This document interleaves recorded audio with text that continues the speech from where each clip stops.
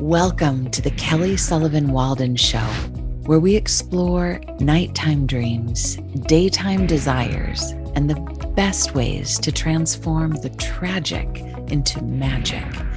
Because let's face it, we all dream, we all have our blessings, and we all have our challenges, myself included. And I don't want any of us to take any of those things lying down, if you know what I mean. I just wrote a book entitled A Crisis is a Terrible Thing to Waste. It comes out spring of 2023.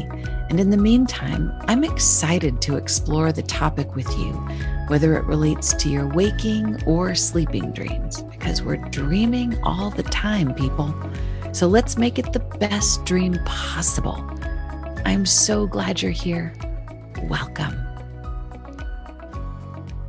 Welcome, everyone. I am so happy to be here with you. It's been a while since I've done a live interview. I mean, not that I do interviews with people who aren't alive, but doing one live on Facebook and live in this way. So let's just start with a little prayer, but I want to introduce you first to my guest, and then together we're going to pray.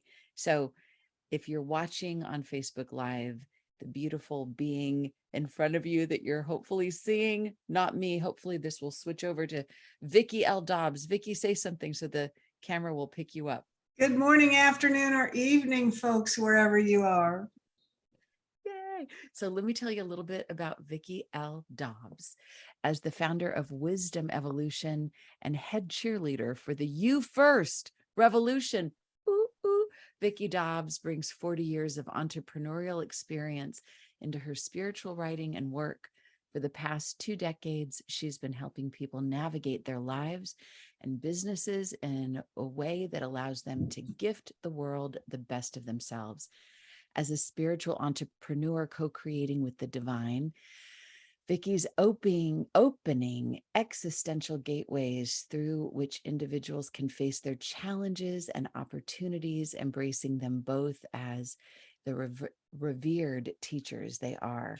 Using her best-selling books, courses, personal work with individuals, and speaking to groups, she endeavors to inspire others to create their lives intentionally by blending ancient wisdom, techniques, and tools with modern modalities in her experiential classes, ceremony, sacred art, and story. Vicki's goal is to see everyone live every day. Everyone live every day, empowered by the voice of their own authentic truth, seeing this life's journey as an event, as an ever upward spiraling ascension of the human spirit, leading it toward wisdom, wholeness, and joy. Oh my God. Welcome, Vicki L. Dobbs. Thank you. Oh, and we match. We totally got the memo. Our backgrounds sort of match. Good. People are watching. So I often like to start with a little prayer, and I need it today because I'm in the technology world for the first time after having been unplugged for almost a couple months. So I'm going to just invite everyone to turn within with me, and then Vicki, I'll pass it to you. So let me just first, if you can, put your feet on the floor. Take a big, deep breath, and let's just release and let go of everything we don't need to contend with at this moment. Everything that would have us be on the shelf, let's just release it. Let's send it outside the door of wherever we are. Anything that would have us be not our most present self. There's nothing we need to do right now except for pay attention to this breath and this moment. So everything else goes away. And we open ourselves up with every brand new breath to the sunlight of the spirit, to the grace, to the wonderful beings that support us in the highest way. And in this moment, I am so grateful to know that Vicki L. Dobbs is one of those people in my world, along with Lynn V. Andrews, who is a big, important part of both of our worlds. And I also want to acknowledge Deborah Jacobs for also being a center a centerpiece in the midst of both of our worlds. So I'm just grateful for those visible and invisible ones who are supporting us. And I'm grateful for everyone who's watching and or listening, and for mindbodyspirit.fm for hosting this show, and for all the blessings that haven't even unfolded yet. So I pass the talking stick to you, Vicki L. Dobbs. And I would just ask that each of you take a moment to inhale the blessing that you are in this world, that you know that with your permission, you can choose you first, that you matter, and you do have a right to be happy. Inhale that as your truth and beauty as you move forward in this day, off your shelf and ready to face the world as the best of you, and not just what's left of you. Aho. Aho. Thank you, Vicki L. Dobbs. That was great. So wonderful to be with you. So let's get right into it. Alrighty. Yeah. So your book, Get Off the Shelf, is off the shelf. Tell us what you mean by this. Choose you first and have a right to be happy. Tell us about Well, I that. think the easiest way to set that one up is to tell you how the title came about. Yeah. And I had a very, very visual, felt it in my bones like it was real, but I haven't yet found where that actually took place. I was walking down a hallway lined with books and bookshelves, just long and narrow, and something up to my left caught my attention, and I looked up, and there I was sitting on the top shelf, arms folded, legs crossed, knee bouncing up and down, looking down at myself, and I heard this me yell back at me, "What the hell am I doing up here on the shelf again?" And the rest of it has taken 5 years to manifest itself into this wonderful, and so blessed to be international bestseller now, that it's about how we as women set ourselves aside in service to everything and everybody else in our lives except ourselves. So the message I want to send out to the world is choose you first. Put you at the top of your priority list and give yourself permission to matter, to be important in your life first, so that you in your wholeness deliver the gift of yourself to the world as the best of you and not just what's left of you. Oh, I love that. The best of you, not just what's left of you. Oh, that is so true.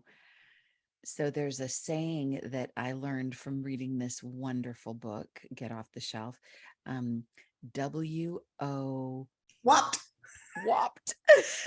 Tell us about WOPT.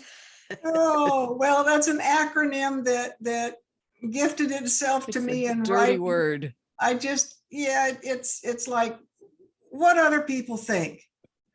And so every time I get hung up in WOPT, I'm on the shelf. That's when we are setting ourselves aside and giving others in our lives the power to make decisions for us or to guide the decisions we make. And when we do that, we're on the shelf. So it's such an interesting cognitive dissonance, and you talk about it so beautifully. Let me just tell people who haven't yet read your book, Get Off the Shelf.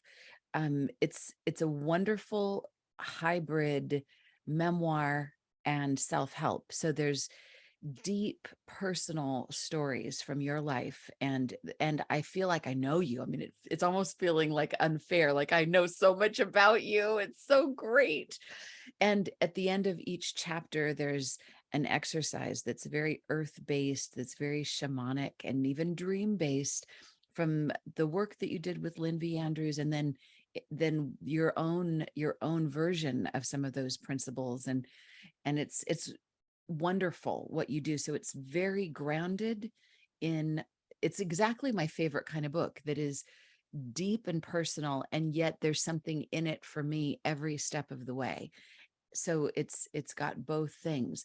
But what I want to address. There's some place in your book towards the end where you're talking about, it's kind of like, this isn't exactly how you say it, but it's that voice in the head that is sort of the critic that is always giving you like advice, but it gives you the opposite as well. Like speak your mind, but not too much, and jump high, but stay low. And can you speak to that cognitive dissonance that we as women, and a lot of men are too. So we could say people, but mostly this is women, that we're kind of caught in. I think that's probably the chapter, Drowning in Doubt. That's it. Drowning in doubt. Yeah. And I have been allowing for many, many years. I was 50 years old when I found Lynn's work. And then I began to branch out and studied with Michael Harner and Beth Berkins and Don Oscar Miro Caseta, and was blessed to sit in circle with Hank Wesselman and Steve Sir up in Northern California. I've had some wonderful Heather Ashamara teachers who have led me to the edge of possibilities, and in many cases shoved me screaming off. So I have to credit them with not only pushing me outside my comfort zone, but giving me permission to say no. And I think that's one of our biggest problems. And when we don't know it's okay to say no, then every time we want to say yes, but, or we're going to, but, and then again, I will, but, and I'm going, we're just right on that precipice, and but stops us. And even in what we voice to the universe that we want, we always add the word, but I'll do it tomorrow. I'll wait until, I need more. I've got to study. You've just told the universe, wait. You've just told yourself, wait. So if you can begin to listen with not just the ears in your head, but with the ears of your heart, then those are the voices on your right and left shoulder. I hear the voice of doubt over here. And when I'm grounded and firm in myself today, I can look at that and go, thank you for keeping me safe. Thanks for that suggestion. And then I can hear from the voice of my heart what it truly wants me to be doing. Oh, and that takes us out of the tug of war, because it's like if we're in that lesser energy, then there's no right thing. We're always in a lose-lose, because what you're saying by getting off the shelf and putting you first is not to become a sociopath and to only think of yourself ever to the detriment of anyone else around you.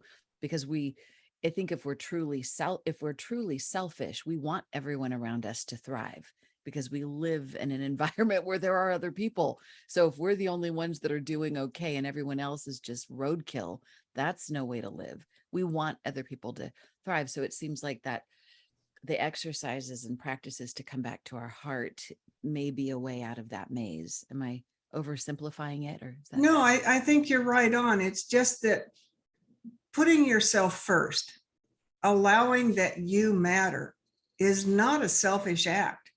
It's a self-sustaining one. It doesn't mean that you are excluding others from your priority list or your world and putting yourself above them. That's selfish. When you allow yourself to be you and to put yourself first, it's like you can condense it down into that often way overused word, self-care. But that's what it amounts to. If it's 5 minutes sitting in a corner, or step outside and inhale the breath of sun and then go back to work. It's whatever you have to do to be the best you, to deliver to the world. And often that means learning how to say no. And it's kind of a funny, silly thing to say, if mama ain't happy, ain't nobody happy. But it's kind of true, because the mama energy, whether it's within a man or a woman or a child, is the nurturer. So the nurturer must have some oxygen, must say no to the things that will take her last breath.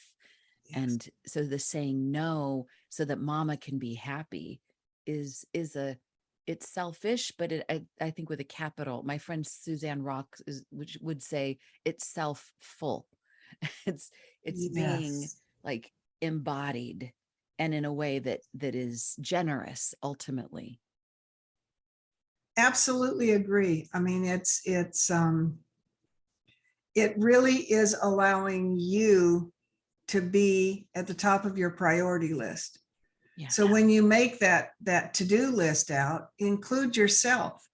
When you put your life on your calendar, and we all follow that calendar. I mean, my mother, that was right there every day, whatever was on the calendar, hanging on the wall. Calendar you first. Ooh.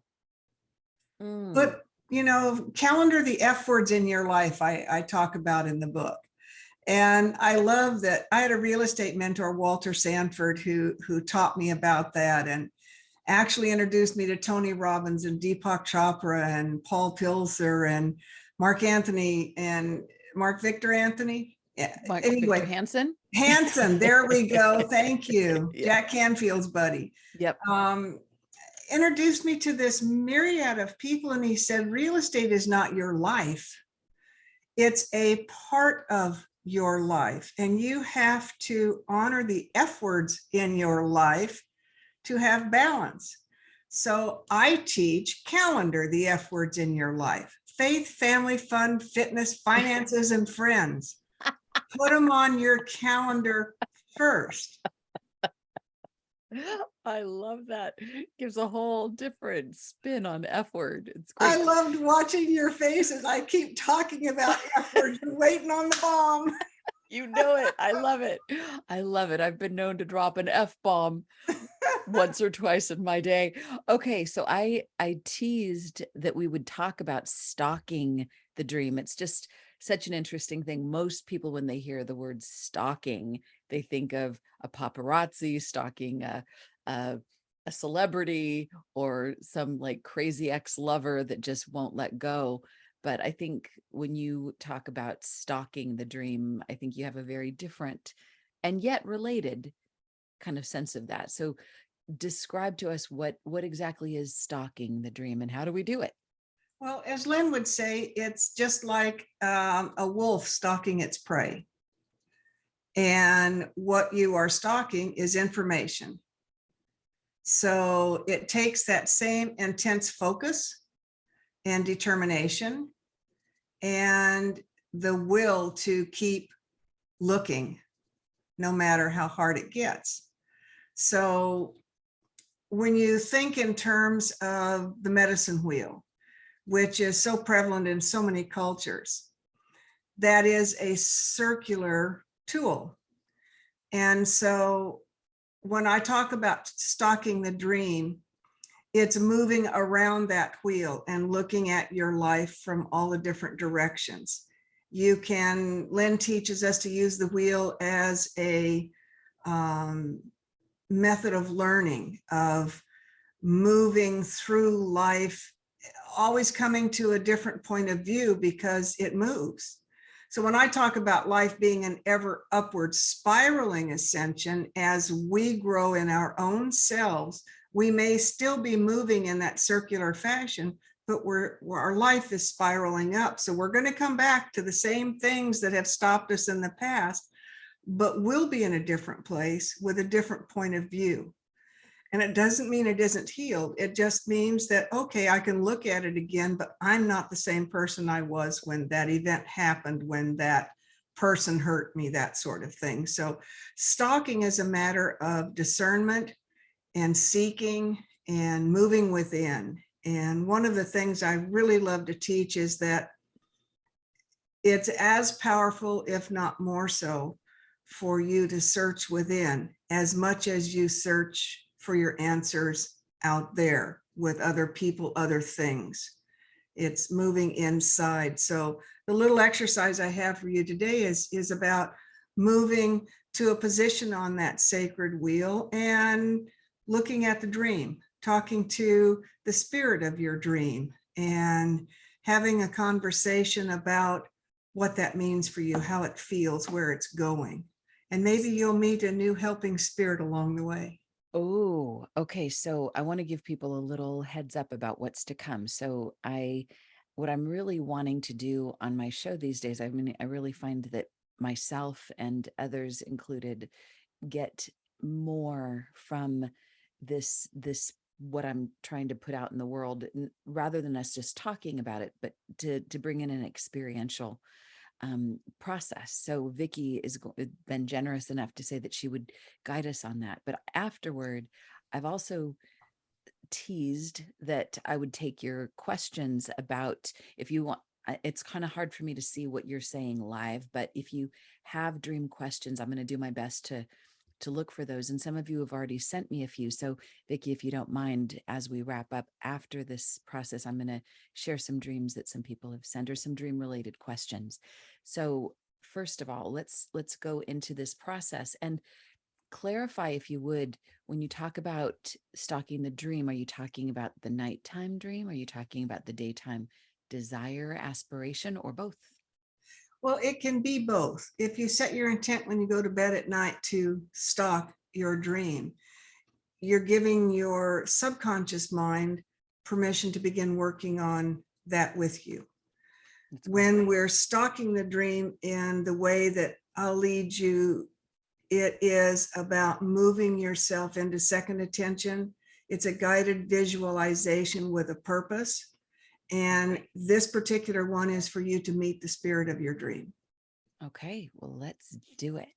All right. Alrighty. So Everybody put on your seatbelts, put your hands in the air, shake it like you just don't care. Set 10 minutes of complete focus aside so that you can really get the most of this experience. Okay, Vicki, we're all yours. and I'm going to turn my video off so I can read this to you undistracted with looking at how I look, looking at my papers, reading to you all. Okay. Okay. All right. First, let's take a journal or a plain piece of paper and an ink pen and set them or lay them down close to you. You want to have them within easy reach, because this is an exercise of being in a meditation, this guided visualization, but still being present with yourself. I want you to be able to capture the messages, symbols, colors, or words that come to you. So hold your pen in your writing hand and let it lie on or hover over your journal or papers. You're going to visit today with the spirit of your dream in the west of the great medicine wheel. Giving birth to a dream is a sacred and magical event, and each of the dreams you have in your life have its own vibrational frequency, color, and shape. As with the creation of anything, there's a giveaway somewhere along the way. A great example of this is the artist's dream manifest on canvas. The paint leaves its tube and is transformed by the brush into a magnificent painting. Today, you're going to engage with the spirit of your dream and see what you need to transform, to squeeze from the tube, so to speak, and release the old paradigms, transforming that energy into your dream. So take a few deep breaths. Close your eyes now, still holding your pen, and relax. Let go of any tenseness in your body and relax into the place you are sitting. Give yourself permission to use that pen during the meditation if you feel the desire to record something, draw something.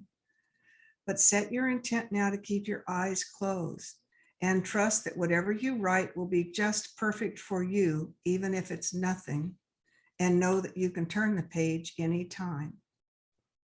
Take another deep cleansing breath as we begin. And imagine yourself sitting in the center of a circle you have created, a sacred space around you. See or sense this sacred circle surrounded by your guides and guardians, your power animals, the angels and allies, and any helping spirits that benevolently show up to support you as you stalk your dream. May all the beings of light that surround and protect you join you now on this journey. Pay attention today as you step towards the vision of the dream you carry deep in the bottom of your heart. A new guide or helping spirit is ready to step forward to walk with you down the path of your dreams. You are safe and all is well here. See yourself now at the site of a sacred circle. You know this place and it is familiar to you. It appears ancient and many of the stones in the circle are buried in leaves and debris. You're outdoors in an isolated area of the hills, surrounded by large stone boulders and trees so dense as to give you complete privacy. You can smell the scent of pine and manzanita in the air. And touching one of the giant boulders, you ground yourself with its cool surface, rough to the touch and yet somehow smooth, as though it has been held many times in the exact place you have touched. Walking around the outside of this stone circle, you see what appears to be a gateway beckoning you to enter. You move to the entrance, located in the direction of the circle that is familiar to you. You are wearing a small leather pouch around your neck. Opening it slightly as you stand at this gateway, you find it is filled with tobacco and something hard and warm to the touch. You instinctively take a pinch of the tobacco and bless the path ahead as you enter the sacred circle, moving clockwise into the center, where you take a seat on the red woven blanket you see lying there on the ground. As you sit and get comfortable in this sacred place, consciously bringing yourself present in that space, in this circle. Now, begin to think about your dream. Great Spirit, God, Goddess, Creator of all that is, thank you for being present with me here today. I have come to this sacred place to begin to define and declare my dreams, to meet the spirit of my sacred dream, and to ask that you walk with me as I manifest this dream into reality.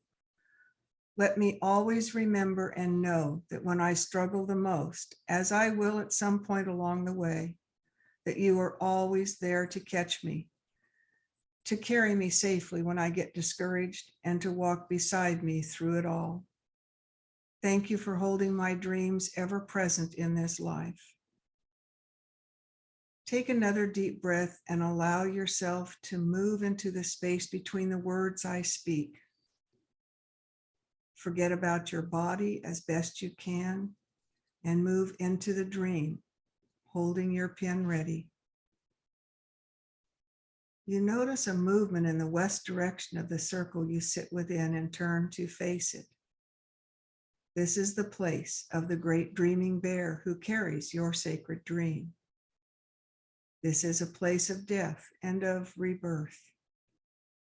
Here you connect to the transformational aspect of your dream. Watching the great dreaming bear watching you, can you touch the feeling of this dream that lies in the bottom of your heart? When you see your dream reflected through the eyes of this sacred bear, what emotions come up for you? Are you afraid to dream? Were you told as a child, oh, that's just a dream, it isn't real? Are you worried about what it'll mean to achieve your dream? Can you see the transformation of your dream taking form as you look down the path ahead, the path to your dream?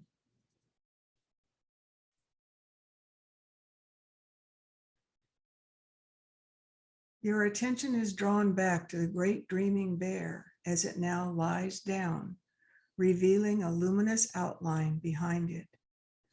This is the spirit of your dream taking form in front of you. What do you see?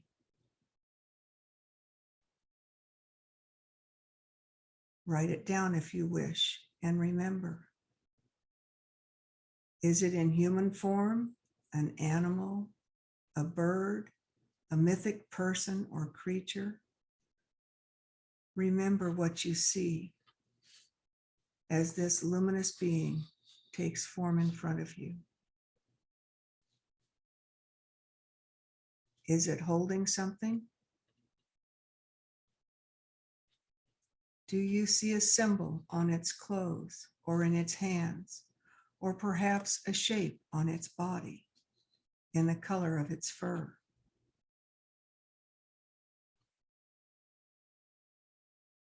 What color do you sense or see, if any, that you want to remember?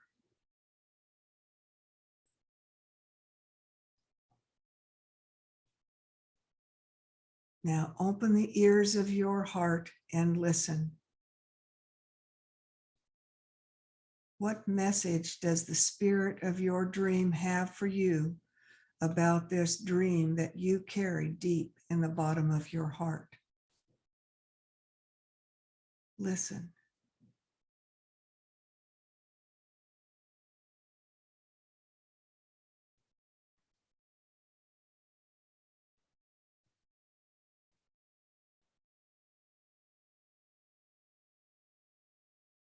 What feelings do you need to let go of in order to manifest this dream?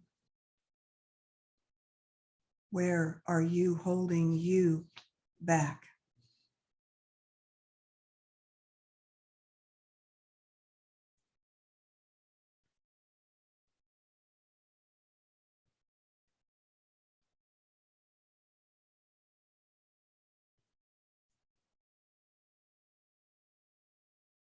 Take a few moments now and listen with all your heart and soul to this beautiful and sacred being. Ask questions, listen, and remember.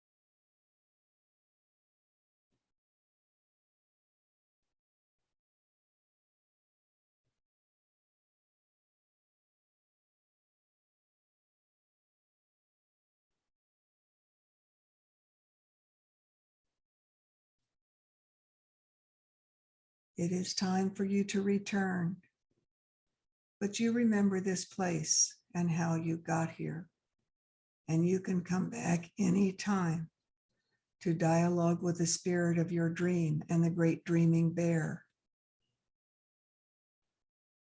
The spirit of your dream approaches you and gently lays a tiny gift at your feet. Nodding, and with unspoken but understood words, you say your goodbyes. When you are ready, stand and bless the space around you with some of the tobacco from your pouch. Leave the blanket as you found it and continue to walk in a clockwise direction around the circle until you come back to the gateway. Turning, you thank the sacred circle for what it holds for you and bless it with more tobacco as you close this ceremony. When you reach into your tobacco pouch, you feel something hard and yet warm deep inside the tobacco. You pull it out and realize that it is the gift that the spirit of your dream showed you, and gratefully turning it over and over in your hands, you accept it before returning it to your pouch. It is time to go now. Return through the boulders and the dense trees, slowly making your way back to your seat in this present space, here and now. Wiggle your fingers and toes. Open your eyes and write anything else you need to remember. Any symbols, colors, messages, words, things that you received or need to remember that are gifted you from the spirit of your sacred dream. Take a few moments and we'll be back.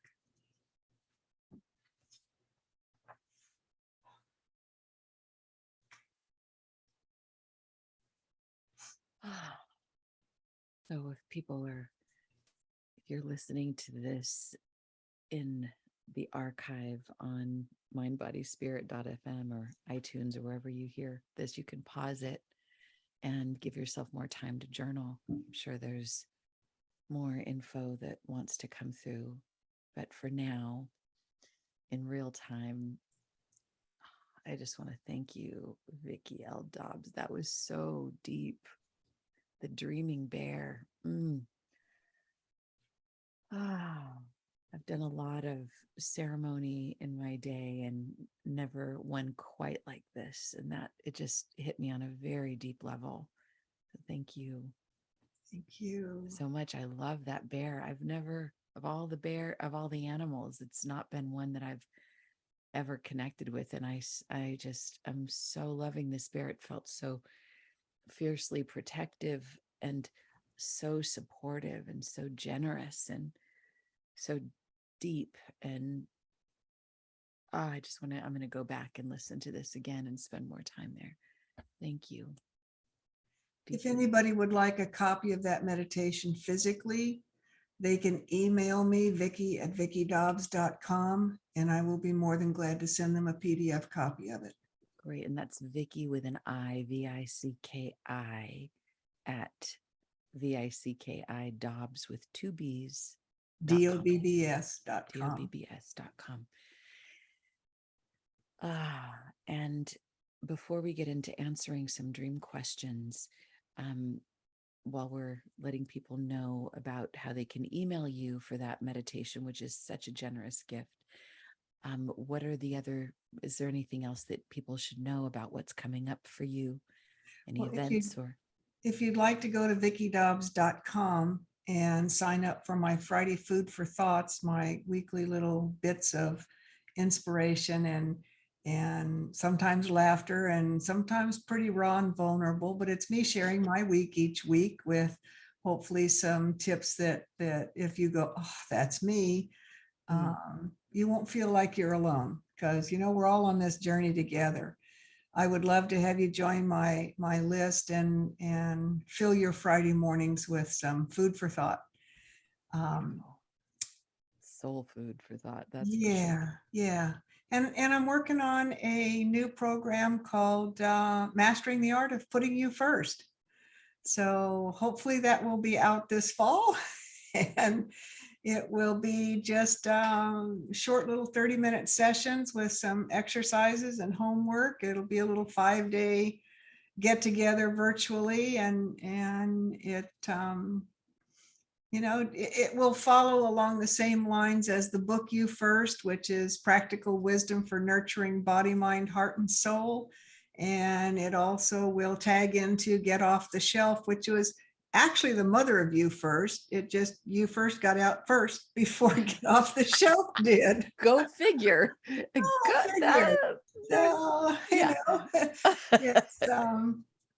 just fun stuff like that.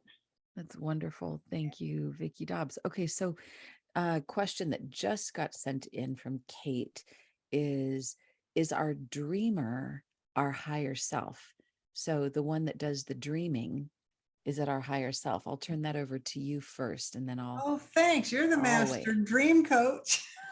Well, I think there's a lot of stuff going on for both of us, so I'd love to hear what you think. Well, I'm going to quote Lynn here on this, in that the great dreamer is awakening, and we are now each one of us responsible for our own dream.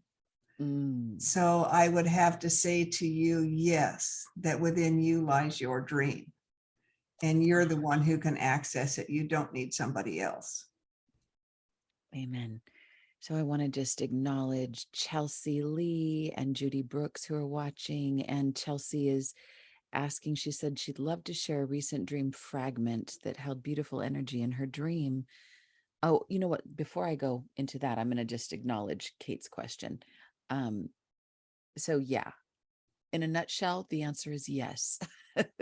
I think that the dreaming self is our higher self.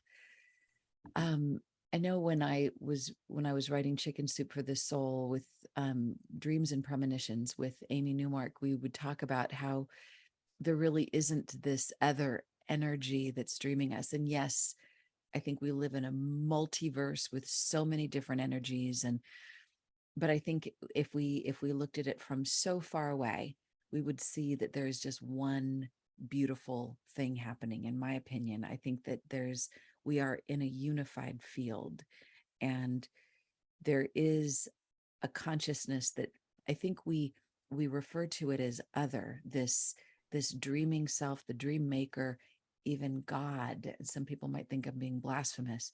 I think it's too big, too good for our ordinary human ego to manage, to even to behold. I remember a friend of mine said, it's too much to think that I'm the co-creator with the universe. I can't handle that.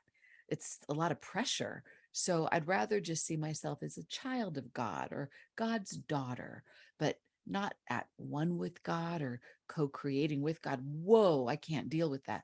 But I think if we were to get really honest and get really far away and look at everything from a distance, we'd say, yeah, I'm at one with this entire body of of of good orderly direction of, and it doesn't mean that bad things don't happen here. Obviously, if you listen to the news for 5 minutes right now, it's like Right. ugh, so much. It's just but from afar, I think we are connected to the dream maker. I think we're a co-creator, and I think it is, in many ways, it is our higher self that is doing the dreaming, that sees what's in our blind spot, that sees what we don't see, that lets us know what's time to be released and what's time to quantum leap forward into.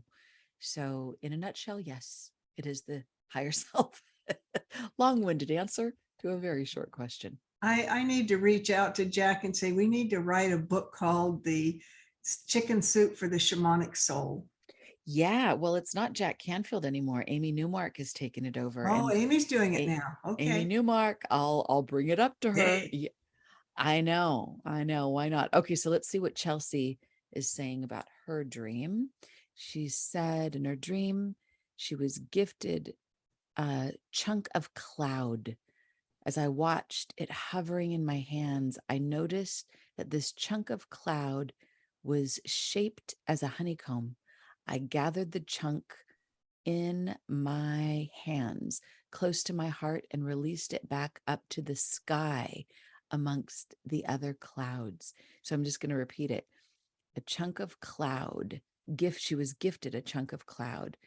Um, I was gifted a chunk of cloud. Watching it hovering in my hands, I noticed that it was shaped like a honeycomb. I gathered it close to my heart and then released it back to the sky among the other clouds. I'll let you weigh in on that first, and then I will Mm, put in my 2 cents. gathering in the sweet nectar of life. Yeah. And just to give you a visual, if it will, whoops, where'd Oh, the picture go? There it is. That oh, was last night's sky. oh my God. That's incredible. Wow. That's gorgeous. So you So allowed yourself to receive that honeycomb, that sweet nectar that the bees have left. You took what you needed and you released the rest to the universe, back to the mm, sky. yeah. Mm. And I love the word play of bee.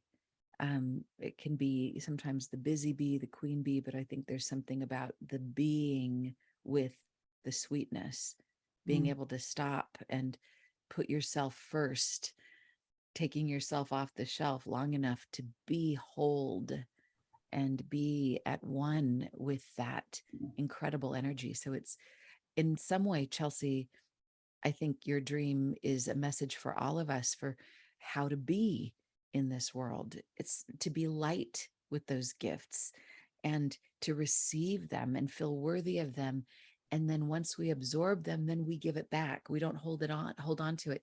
Vicki, you were talking about the giveaway. And I think that's an important piece. We're not just takers. We're not just here to grab and gimme, gimme, gimme, gimme. It's like for every gift we receive, we should, I think, ideally take it all the way in. In my death experience, I had this very interesting image of being on this conveyor belt of never ending bliss. And my job was to receive it as deeply and profoundly as I could, and then let it go through me and let it go out. So I wasn't holding on to anything, but it was all imprinting me, encoding itself in. And so there was a lightness, and that's one of the pieces that stayed with me even after I landed back in this reality, was the don't need to grab onto anything, because there's always more. And everything that I do take in is encoded, so it's not lost just because I let it go. It's deeply in, and there's no need to hold on to it anymore. So, phew, thanks for reminding me of that, Chelsea. Okay, one more dream. This is a little bit longer. Let me see if I can truncate it a bit. Okay, so this one is from Genevieve, and she says, very nice things to me about the show. Thank you so much. And then she says, in her dream, she's sleeping next to a fairly new person. I'm sleeping next to a very fairly new person in my life. Haven't slept with anybody regularly in a long time. I'm experiencing things in the dream realm I've never before. Let's see. It's disorienting. My body's laying on top of his, and he woke up. When he woke up, he moved me and it woke me up. I came back into a waking state, and I could literally feel my consciousness pulling up out of his body and suck back into my own, like I had been in his body. And when I thought about it, it felt unfamiliar, like I was seeing inside someone else's awareness. And it felt like it was his childhood, and like watching a movie that had nothing to do with me. And this happens again and again and again. And let's see. And then she's doing it. She's stepping inside of house plants and noticing the reality of the house plant. And then she does it with a cup and a dish, and she takes this gift that she's been given to be able to step inside of seemingly inanimate objects and also people. So the last thing she says is, if any insights into what's going on, how to cultivate this to be useful, how I can control it, because sometimes it feels like it's a bit invasive. So, Vicki, to you, and then I'll weigh in. Well, I think to begin with, if you are awake and consciously using this energy, moving into another space is always done with permission. So you can ask the plant, you can ask the dog, you can ask the tree or the person for permission to be a part of their space in that moment. And if you are doing this in the dream time, then for sure set your intention to do the same thing. Ask permission. And then move on, see what there is to learn. Beautiful. I think that's an important piece that you just brought up, Vicki, the asking permission. Yeah. This relates to a dream question I got a while back about how, like, where are the boundaries? Because in the dream realm, it seems that there aren't many boundaries.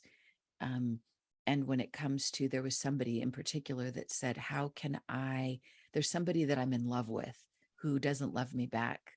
And can I use my ability to lucid dream to help encourage her to love me? And I thought, no, no, don't do that. Don't be manipulative, selfishly manipulative, but perhaps consider that that's a part of you that's not requited, that's unrequited in your own loving. And I would say, if you have the gift of accidentally stepping into somebody else's reality and you don't know how you got there, still be humble about it. And and seek permission and only seek to be of service and to be a vessel of love, to not take anything from them. Because I think, sure, we can abuse our power all we want, but ultimately it kicks our ass, because what we do comes back to us, not just tenfold, but maybe 100-fold. So I would say, yeah, stay away from taking anything from anybody. But that kind of goes into Chelsea's dream about, I mean, it kind of relates. So Genevieve and Chelsea's dream, I think, is similar, being given, like Chelsea was given something and she received it and then she gave it back. I think there's something about stepping into another reality that's also sort of a gift. It's a great gift. It's kind of like being an actor and getting to play different roles. And in the process of that, you develop a great compassion, a great empathy, and even in some way, the ability to bring healing light into a profound place that you might not otherwise have access to if you were feeling separate from them. So I would say what's happening, it's revealing a great gift, Genevieve.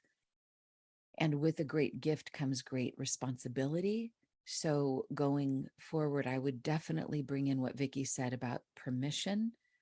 And if you happen to just find yourself there, I would ask, I would ask the higher self. This is, all of these questions are tying in. Who's doing the dreaming? Is it the higher self? I often call it the dream maker, because it's a part of ourselves that is making the dream. But I would ask the dream maker, what am I to do here? What's the highest and best use of me here? And it might simply be to observe.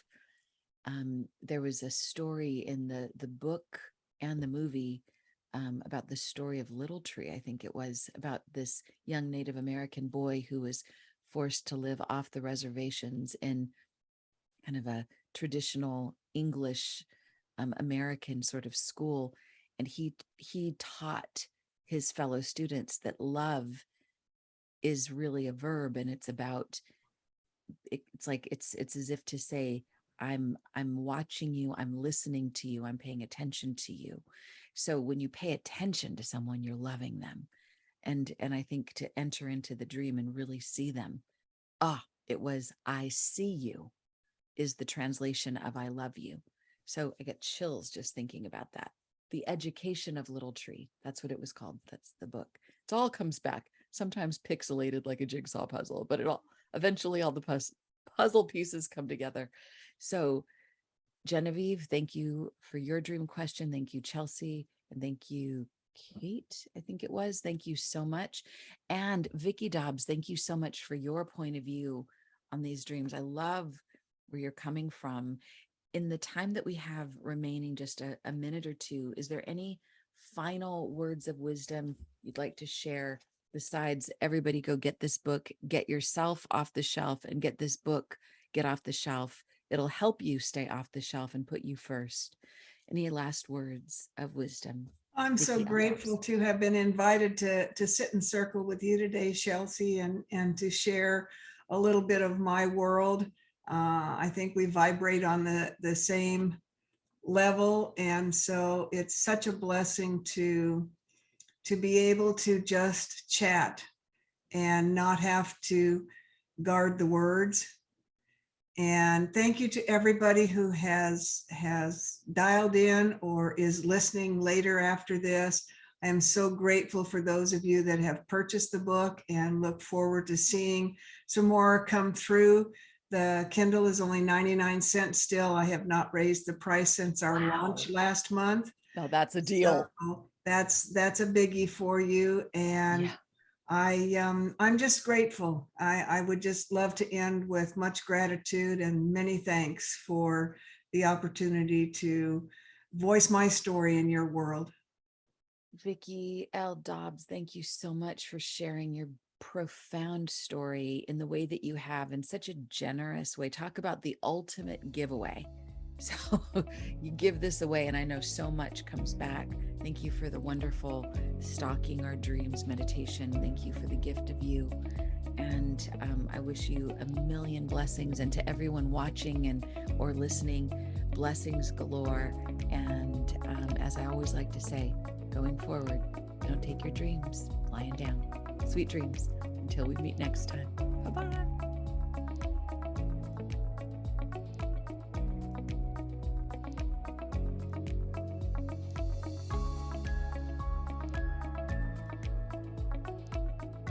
Thank you for listening to the Kelly Sullivan Walden Show. If you enjoyed this episode, take a moment to like, subscribe, comment, and share it with your friends. My show can be found on Apple iTunes, YouTube, Google Play, Spotify, and wherever you get your podcasts. If you want to pre-order my new book, A Crisis is a Terrible Thing to Waste, go to your favorite online or brick and mortar retailer, then head on over to kellysullivanwalden.com/tragic2magic. Input your order number and redeem your bonus gifts. I'm also excited to be offering a new live DreamWork practitioner training. So if that calls to you, go to kellysullivanwalden.com/DreamWork. If you'd like to join me for the live recording of these shows, most Wednesdays at noon Pacific, you can find me on Facebook at Kelly Sullivan Walden Dreams. If you have a question about your dreams or about how to transform your tragic into magic, email me at kelly@kellysullivanwalden.com. Until next time, remember, a crisis is a terrible thing to waste. And as you awaken to the power of your dreams, you make the world a lighter, brighter, more beautiful place, one dream at a time. Sweet dreams.